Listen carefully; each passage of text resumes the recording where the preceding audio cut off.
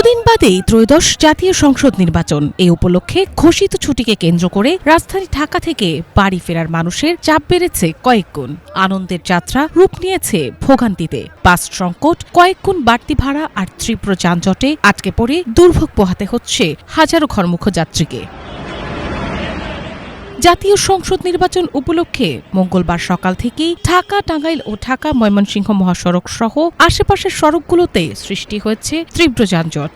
গাজীপুরের Chandra bus terminal, Chandna চৌরাস্তা, মাওনা ও Bhogra bypass এলাকায় ঘণ্টার পর ঘণ্টা দাঁড়িয়ে থাকতে দেখা যায় যানবাহনকে। জ্যামের পাশাপাশি বাস সংকটের সুযোগে কয়েক গুণ বাড়তি ভাড়া আদায়ের অভিযোগ উঠেছে পরিবহন শ্রমিকদের বিরুদ্ধে। তো ভাই লোকাল বাসগুলো নিচ্ছে, আমাদের তো নির্ধারিত কাউন্টার, নির্ধারিত রেট আমরা বিক্রি করি। আমরা ভাড়া আসলাম 600 টাকা, 300 টাকা আমাদের গাড়ি ভাড়া, ঠিক আছে।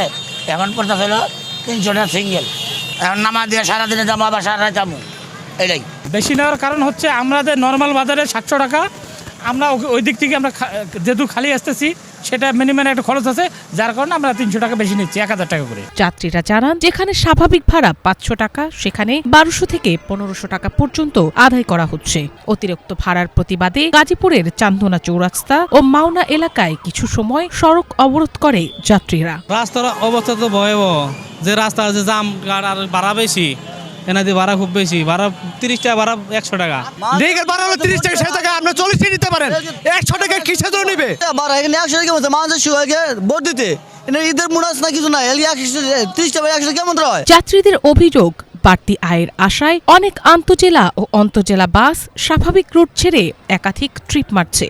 এতে সাধারণ যাত্রীদের দুর্ভোগ আরও বেড়েছে। বাধ্য হয়ে কেউ কেউ ট্রাক, পিকআপ সহ ঝুঁকিপূর্ণ যানবাহনে করেই বাড়ির পথে রওনা হচ্ছেন। গাজীপুর চৌরাস্তা থেকে কোনাবাড়ি 20 টাকা ভাড়া, সেখানে তারা 50 টাকা ভাড়া চাইতেছে। এই গাড়ি ভাড়াওয়ালারা ডাবল ভাড়া নিতেছে, এটা একটা জনগণের একটা হয়রানি না। ভোট দেওয়ার জন্য বাসায় যাচ্ছি। আমার বাসা হলো সিরাজগঞ্জ উল্লাপাড়া। চান্দনা থেকে 40 টাকা ভাড়া, সেখানে মনে হয় যে প্রথম 100 টাকা ছিল, 150 টাকা ছিল, পরে মনে হয় যে জনগণ আর প্রতিবাদ করলো, পরে মনে 60 টাকা করে আসলাম। এর আগে সোমবার বিকেল থেকেই গাজীপুরের 4 শতাধিক শিল্প কারখানায় ছুটি ঘোষণা করা হলে সন্ধ্যার পর থেকেই ঘরমুখ মানুষের ঢল নামে। দেশের উত্তরাঞ্চলের 26 জেলার প্রবেশপথ চন্দ্রা এলাকায় রাতভর যানবাহনের অপেক্ষায় থাকেন হাজারো মানুষ। 4 দিনের ছুটি দিয়েছে আমাদের, যার জন্য বাড়িতে ভোট দিতে যাচ্ছি। অফিস থেকে ছুটি দিয়েছে, বাড়ি যাচ্ছি ভোট দেওয়ার জন্য। আর মাত্র এখন আমি এখানে আসলাম, তো দেখি ইনশাল্লাহ সামনে আরো কত দূর যাইতে পারি।